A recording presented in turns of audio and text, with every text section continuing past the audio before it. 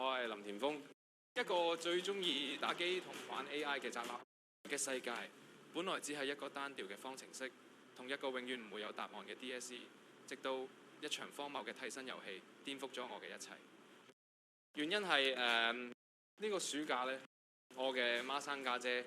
林田欣有日同我講：田田，韓國 Starry 如果公司突然間邀請我去特訓啊，但係我要請假1個月，你可唔可以幫我一個忙啊？呢個係我家姐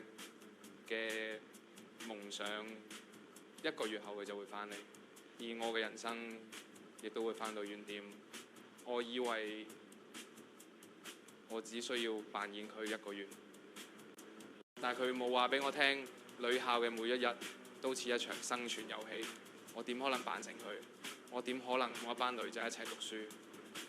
我以為呢一場鬧劇，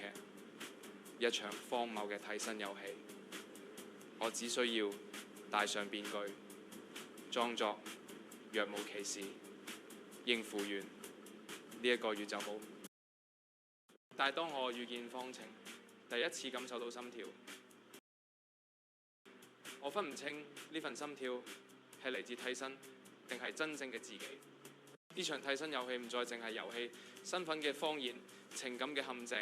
每一步都如履薄冰。我驚真相被揭穿，我更加驚當真相被揭穿嘅時候，我已經愛上咗呢場遊戲。當謊言結束呢，我點樣可以面對你，都點樣面對自己？DSE 呢，只係一個開始呢。